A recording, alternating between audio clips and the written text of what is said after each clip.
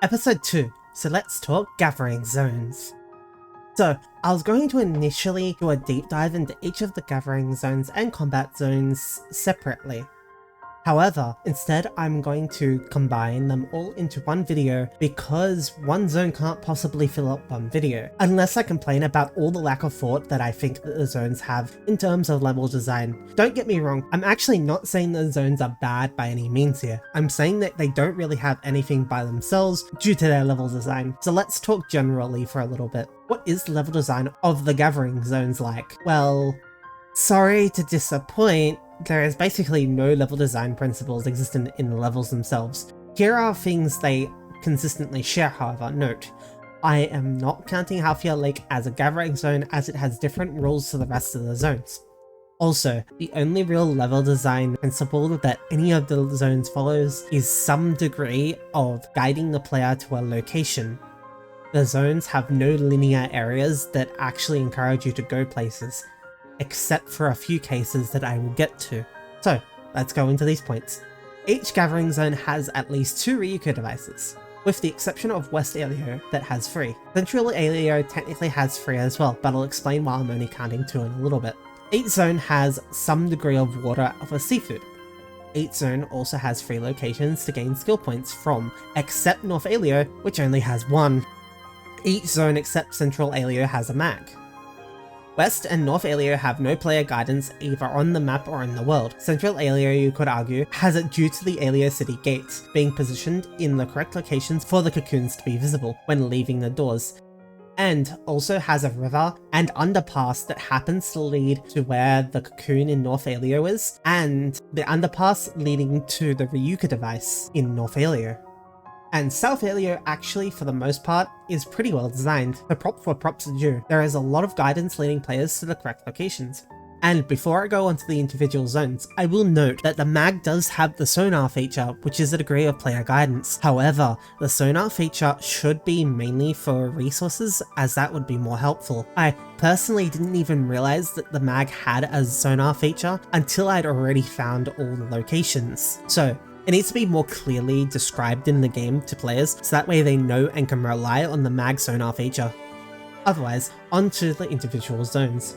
Central Aleo and Aleo City. If you consider the Central City part of the Central Aleo zone, then it has 3 Ryuko devices. However, I will state that 2 of those Ryuko devices basically serve the same function, and therefore the zone only has 2.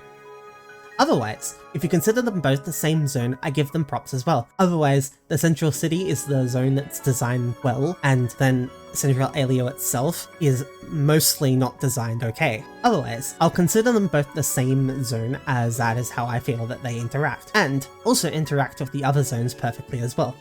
The zone has a lot of guidance that doesn't rely on the map, which is good immersive guidance that allows players to enjoy the game. The zone has a water border between it and Rosal Forest, which creates a pretty great atmosphere right on that part of the map. It also borders Mount Magnus and Vanford and has a similar border going for both. However, is inferior to the water border to Rosal Forest, but both still make those zones more foreboding, as they should be. Key locations include Mount Mahinapali, Central City Tower, Concert Hall and Plaza, the Mining Base Urgent Quest location, the starting zone for the next Aleo fight, Enhanced Enemy, First Step, and Great Wall Cocoons and Tower, and the random building to the west of Central Aleo City. South Aleo. South Aleo is actually probably my favourite zone in the game currently, Halfya Lake being a close second. I love the aesthetic and the level design. It is pretty much what I'd expect from an MMO. There is guidance to the mag, all cocoons, and even most of the resources. Of course, excluding both veggies and fruit. No one can ever find where they are. The zone also highly uses verticality, which is an amazing feature for the zone to take advantage of. I'm not saying the other zones don't. South Aleo by far just does it the best. I'm giving it all this praise, so why is the zone also the one I hate grinding in the most? The zone points out a glaring issue of the game. It tries to translate base game's enemy spawning system into an open world and fails hard when the zone is actually designed very well. All I'm saying is if the enemy spawning system was more dynamic like it was in base game and just followed the same principles, the South Aleo zone would actually be a lot better to grind in. Otherwise, all I will say is, in its current iteration, the note from this zone is the worst of the 7 notes to farm, and it is purely a product of the game's enemy spawning system, not the zone's design. Key locations include Balflow Falls, Mount Picoult, Drop Rate Boost Region Mag, the best cave in the game, weird large bowl formations, Runaway, Wild Rush, and Arrow Runner Cocoons and Tower. West Aleo. This is perhaps the largest zone, and honestly my favourite to grind Ale Domino in. It isn't as vertical as South Aleo, but it isn't quite as level as Central Aleo, making it more interesting but not too painful to grind in. I don't really have much to say about this zone. Any guidance it has is map guidance, which is just the map's outline happening to point to the location of the objective. Otherwise, in one circumstance you would see the location before actually being led there by the map itself, so some thought seems to have gone into it, but not a lot. Otherwise, the other case is literally a mountain that would naturally have that formation, and while the zone itself does have the jump pad to glide up the mountain, I can't give it a pass here and say that the proper guidance is there, as the location itself doesn't seem to be intentionally leading the player to the tower. The location relies too heavily on the player choosing to explore the location, rather than giving the player a reason to do so. Key locations: Starting Village, the worst cave in the game, Starting Island, Lacau Coast and Attack Mag, Yellow Battle Tier, Cry More Cliffs, why cry? The banter is not up, Test Flight, Roaring Rush and Altars Rush, Cocoons and Tower. North Aleo. Honestly, I hate this zone. It is not only the smallest zone outside of Halthia Lake, I actually had to double check that statement before I spoke it. If you scroll the map the right way, both zones have the same number of map squares being 7. I'm considering half squares, but North Aleo really sucks. It's the highest level gathering zone and has a very easy route which you can easily fall asleep following. You can nitpick so much about this zone, even up to the name of the zone, so I won't talk too much about it. I'll just say, it has no guidance outside most of the locations being on the outside of a wall of the polygon shape the zone makes, but then there is also the tower in the middle, with the purple battle tier out front.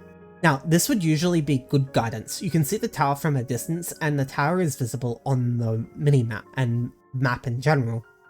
So, what's my problem with it? Well, simply put, since it wasn't in the game at launch, and players used the tower itself for a meeting area to wait for heavy rain and a Giga to spawn, this has taken away the structure's value as guidance, as players no longer find the purple battle tier by exploring, they instead find it by going to their usual location to farm the Gigantics. I couldn't even say this without laughing. It is kind of really painful how the design of their location made the tower just such a good meeting spot, and then it just backfired how putting the battle tier there just took out all elements of exploration from actually finding the battle tier. Otherwise, key locations: North Aleo Tower plus battle tier. How fun are wetlands? Petus Plateau, XP Mag device, and the Swift Jump Cocoon. Phew, this was a long one. I probably have missed things, but I hope you enjoyed the video. I know I missed gathering materials, and I would have gone through them, but the gathering materials themselves are fairly uninteresting. So I thought that putting the gathering materials just on the map that I display was enough. This one came out a bit later than usual, as it took me longer to edit and I had to rewrite the script more than twice, but I hope you enjoyed it. I have been RSV, remember to like and subscribe, maybe leave a comment if I missed anything, and I'll see you in the next one.